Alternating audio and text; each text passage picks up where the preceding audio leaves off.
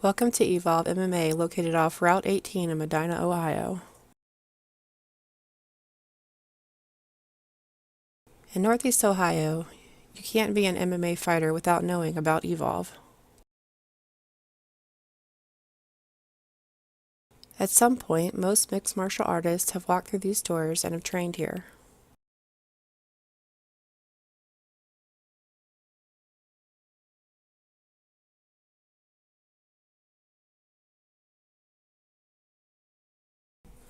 Today we sat down with Topology's number 4 ranked featherweight in Ohio as he prepares for his upcoming bout against John DeJesus at Honor Fighting Championship 4. Josh Rock and Roller. I'm from Akron, Ohio, a little small town called Coventry, and I'm a featherweight. To be a fighter, I guess it's more just the last of a dying breed. You know, I was born to be a warrior. God put me on this earth for a certain reason, and He's given me this platform, and it's my best platform to chase my goals and to spread His word. Well, I wrestled my entire life, and when I was younger, I boxed. I've always been into combat sports. It wasn't until I was 19 years old I started training. Unfortunately, an accident happened. I'm not going to go into detail about that. But started seeing a lot of people doing really well that I knew. Kind of put some fire under me, got me motivated, and then at the young age of 26 was my first amateur fight. I've been at Evolve for, I'd say, just shy of 3 years. We got a great team here. It's getting a little bit smaller in size, but with that just means, you know, more personability. Jarrell Hodge, Izzy Williams. I work with Taiwan Claxton. He trains here. He doesn't fight out here, but he trains here sometimes. And then Brian Doogie Hauser. With that group of killers, and then with the coaches that we have surrounding us, I feel like we've put ourselves in a great position to succeed. Where did you start training? I started training at Rock Hard MMA. It was a smaller Akron gym. That's kind of where I really fell in love with the sport. I learned a lot. When I first started doing jiu-jitsu, I actually didn't like it because it was the exact opposite of wrestling. But the coach there really kind of tweaked it for me to start to fall in love with it. And now I'd say jiu-jitsu and wrestling, I might like jiu-jitsu a little bit more. In today's world, most local amateur and professional fighters cannot depend on competition to pay the bills and have to work a full-time job while training.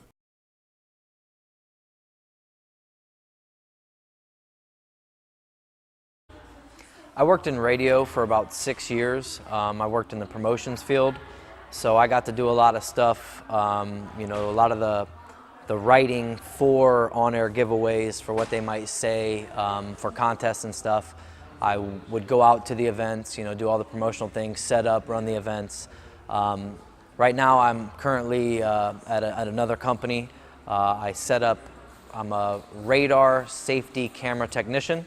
So I help make school zones safe, and on my free time, I mean, I love riding Harleys. Unfortunately, I got one of my Harleys stolen last September, and we will find you. But there's nothing like road therapy. There really isn't.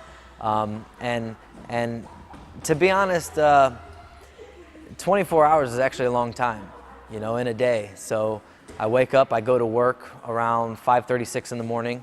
I work a split shift, so then I come in, I get a training session in, go back home, shower, eat, go back to work, get off work, come back to the gym, get another training session in, and by that time, it's time to eat dinner, go home, hit a shower, and go to bed.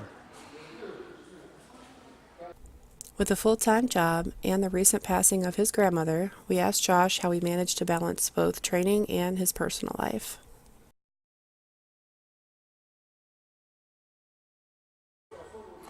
Well, you got to separate them. I'm a very strong-minded individual, so obviously every time I hit that door, anything that's bothering you, you know, you keep it there. This is my sanctuary. This is my therapy, other than road therapy on the Harley. This is my therapy. You know, I'm able to separate what may be going wrong in my life, and or what's going right, to never get excited or too excited with your personal life. And when I come here, it's strictly business. It's my passion. I love to do this. I love to train. That kind of might be a little bit of a downfall, only because sometimes when you got some bumps and bruises, maybe small injuries, you got to find that happy medium on when to kind of call it quits and take a break. I just love it so much, though, that for me, a day without training is a bad day. Now, how has training or fighting ever affected your personal life? No, I don't like losing in general, whatever it may be. I'm not a sore loser. I'm humble in victory, humble in defeat. But whether I win or I lose, I'd say for the next couple days I do eat myself up because there are things that I can do better in either situation.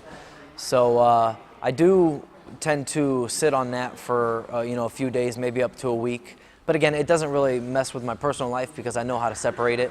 But it's always in the back of your mind. Wheels are always grinding. Always thinking of different ways to get better.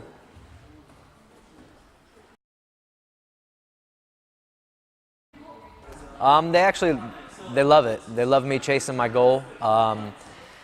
After my Penn State ordeal, I kind of went down the wrong road, and having a goal and having something to actually chase has really been the turnaround in my life and finding Christ. Of course, my mom doesn't like to watch me get punched in the face, but she's at every fight, sitting in the front row, rooting me on, and they support me no matter what I do. I've had a few.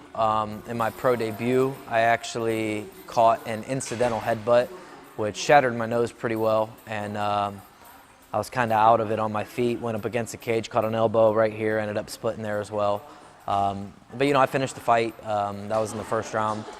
I broke my hand. I had to take off a fight. I signed a contract with a very game opponent, and 2 weeks out I ended up breaking my hand. So I'd say that'd be one of the worst. Other than that, I broke the outer bone in my leg. I believe it's a tibia. I'm not exactly sure, so don't quote me on that. But I cracked that pretty good, which I was supposed to sign a contract, and luckily I didn't sign a contract, so I didn't have to pull from the fight. But I've had to pull from 2 fights. The other fight I had to pull from is I tore my bicep, and I was going to fight a guy who was coming down from Canada. So unfortunately, we never got to bang, but who knows what the future holds. What do you want to be remembered by at the end of your career? First and foremost, I want to be known as a Christ follower. I want people to say my name and think of Jesus Christ. Secondly, and not most important, is I want to be a world champ. I want to be the best. I don't do this just to participate. I want to be the best, whether it be on the ground, whether it be on your feet. I just want to be the best. And if I'm the best, then obviously my platform grows, a following will grow, and then the number one goal is I'll be remembered as a Christ follower. You once said you wanted to put Akron MMA back on the map. You want to care to elaborate on what you meant by that? Yeah. So I believe it was 1984. There was 2 Olympic hopefuls. One was Mike Tyson, and the other one was Todd Hickman. Todd Hickman was from Akron, Ohio, and obviously this was for boxing. Unfortunately, he was murdered at Edgewood Homes in Akron, and we also had Doyle Barrett, who fought for a world title in the Rubber Bowl, which is now unfortunately abandoned. But Akron was known for their fighters. I love LeBron James. Akron's known for LeBron James now. LeBron James is a great guy. I don't know him personally. I did go to school with him, but he does wonderful things for the community. I just want a broader view of Akron, not just basketball players, and not just athletes. I also want Akron to be known as good, hardworking people. It's the rubber capital of the world. A lot of those industries, moved overseas. So I would like to get Akron back on the map for, the hard work, the dedication, and again, to put fighting back on the map for Akron, Ohio. We were able to ask Evolve CEO and trainer on his thoughts of Josh Roller. I think Josh is one of the most relentless, tenacious, dedicated, intelligent fighters I've ever met in my whole life. And I've been doing this for 15 years. And I think Josh is going to destroy this guy. First, second round, whenever he wants it to. Whenever he wants to end this fight is going to be over. That's what I think, and that's what I know. We asked Josh Roller one last question. If he could fight anybody in the world, who would it be? I obviously want to fight the best in the world, for me personally, and I know you've probably heard this from a lot of other people. I would love to fight Conor McGregor. I'm tired of people saying that I look like him. I don't see it at all. Back when I had a little bit shorter hair, you know, we resembled in the hair a little bit. I mean, I got an orange mustache and an orange beard. He's got a blonde. Our eyes are different, our noses are different, our chins are different. I don't see the resemblance. Even coming into the gym, I have people calling me, "Hey, McGregor," and I look right at him and I say, "Hey, I'm older than him.